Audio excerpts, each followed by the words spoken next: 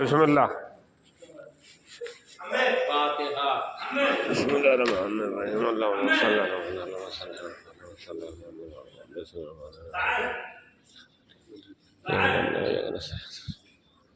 لا حول ولا قوة الا باللہ العلی العظیم۔ بسم اللہ الرحمن الرحیم۔ الحمد للہ رب العالمین والصلاة والسلام علی رسول اللہ محمد رفیع الشفیع والمرحبین جد الحسن والحسین ابی القاسم اللہم صلی علی محمد وعلی محمد ولعنۃ اللہ علی اعدائہم اجمعین۔ اما بعد فقد قال رسول اللہ صلی اللہ علیہ وسلم زینوا مجالسکم بذکر علی تعالی عبادہ صلاۃ اللہم صلی علی محمد وعلی محمد۔ یقیناً آپ لوگ خوش نصیب ہیں اس لیے کہ آپ اس کے دیار میں بیٹھے ہوئے ہیں جو مولائے کائنات مولائے کائنات کے رحمت میں یعنی جوار میں بیٹھے ہوئے ہیں، اور یہ ایک ایسی عظیم جگہ ہے جس کے بارے میں ہمارے اور آپ کے چوتھے امام امام زین اللہم صلی علی محمد وعلی محمد۔ فرماتے ہیں دیکھیے کوئی بھی چیز ہو جب تک اس کا علم نہیں ہوگا، معرفت نہیں ہوگی، ہمیں پتہ نہیں چلے گا کیا چیز ہے۔ ابھی جیسے یہ ٹی وی لگی ہوئی ہے، اس کی شخصیات کیا ہیں، اس کے اوصاف کیا ہیں، جب پتہ ہو جائے گا تب ہمیں اس کی اہمیت لہذا آپ جس زمین پر آئے ہوئے ہیں کائنات کی سب سے اہم اور سب سے فضیلت اور سب سے بہترین زمین ہے۔ میں اس کا حوالہ امام زین العابدین علیہ السلام سے دے رہا ہوں۔ اللہم صلی امام علی زین محمد۔ العابدین علیہ السلام مکے میں گئے، مدینے میں گئے، کربلا گئے، ہر جگہ گئے۔ روایتوں میں ملتا ہے کہ سید الساجدین یعنی سجدوں کی زینت زین العابدین آپ کی عبادت زینت یعنی پوری رات عبادتوں میں کھڑے رہتے تھے، مگر جب اس زمین پر آئے، چلیں گے انشاءاللہ مقام زین العابدین ہے یہاں پر، چلیں گے وہاں دکھائیں گے انشاءاللہ۔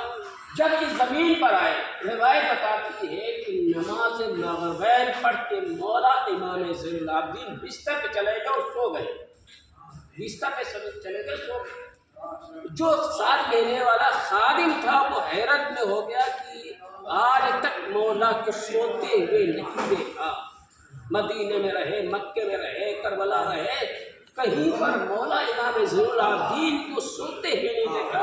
آخر وجہ کیا ہے کہ مولا یہاں پہ آ کے اور نماز مغربین پڑھ کے سو گئے ہیں۔ اب اس نے جگایا نہیں، جب مولا نوافل کے لیے اٹھے تو اس نے دونوں ہاتھوں کو جوڑا، مولا آپ بیمار تھے، طبیعت خراب تھی، ہم سے بتاتے، ہم آپ کے خادم ہیں، آپ کی خدمت اتنی سال سے کر رہے ہیں۔ تو مولا مسکرا کے کہتے ہیں نہیں، ہمارے اندر کوئی حرارت نہیں ہے، یعنی کوئی بخار نہیں ہے، کوئی طبیعت خراب نہیں۔ کہ مولا اتنا بتا دو، اگر آپ صحیح صارم ہیں تو آپ بستر پہ جا کے سوئے کیوں؟ مولا ہم اتنے سال آپ کی خدمت کر رہے ہیں مگر میں نے کبھی اپنی آنکھوں سے نہیں دیکھا کہ آپ سو رہے ہو۔ مولا مسکرا کے کہتے ہیں تمہیں نہیں پتا تم کس زمین پر آئے ہو؟ کہ یہ میرے دادا علی کا زمین ہے، یہاں سونا ہے عبادت ہے۔ اللہم صلی علی محمد وعلی محمد۔ یہ میرے دادا علی کی زمین ہے، یہاں سونا عبادت ہے۔ تو سوچو جہاں جس زمین پر سونا عبادت ہو وہاں عبادت کرنے میں کتنا ثواب ہوگا۔ بے شک بے شک بے شک۔ لہذا میں شکر گزار ہوں خداوند عالم کا، اس نے مجھے توفیق دیا ہے، وکیل یہ نصیب کی بات ہے، ورنہ آیت اللہ بشیر صاحب ہے کہ فرماتے ہیں کہ ہند اور پاکستان میں اتنے دولت مند پڑے ہوئے ہیں، چاہے تو روپیہ کربلا تک بچھا سکتے ہیں، نجف تک بچھا سکتے ہیں، مگر ان کے نصیب اور مقدر میں نہیں کہ آگے کربلا اور نجف میں آ کے زیارت کر سکتے۔ یقیناً یہ خوش نصیبی ہے۔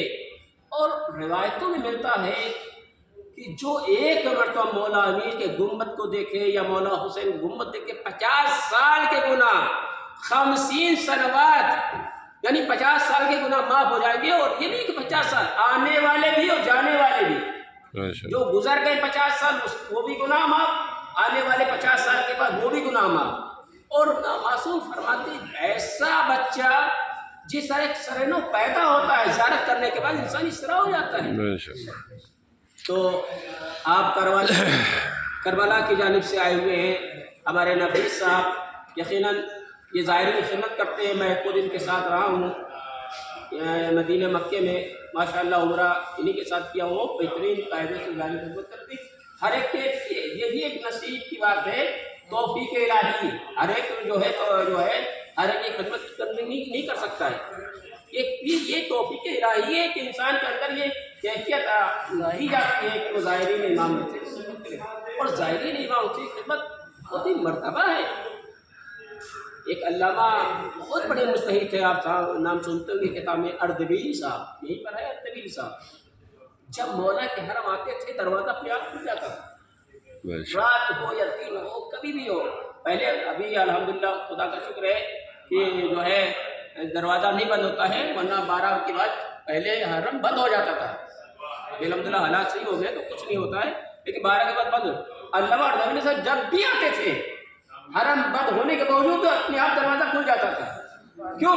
اس لیے کہ میں نے سنا ہے کہ وہ زائروں کی خدمت کرتے تھے، کپڑا زائروں کے بھی دور لیا کرتے طالب علم، لیکن اپنے آپ کو بتاتے نہیں تھے کہ میں علامہ ہوں، زائر کے کپڑا دھلتے تھے، سنتے ہیں ان کے بارے میں، تو اللہ نے توفیق ان کو دیا ہے۔ لہذا میں نے ذکر جو میں نے آیت میں حدیث میں ذکر کیا ہے کہ مجالسکم، یعنی جیسی مجلس جہاں ذکر علی عبادت ہو، اور خدا کے قسم بیت کے معصوم فرماتے ہیں اگر 4 بندے کہیں پر بیٹھے ہوں ہم اہل بیت کا ذکر نہ ہو تو وہ بزم نہ ہو، اور اس میں فجور ہوتا ہے، یعنی فضل بزم ہے۔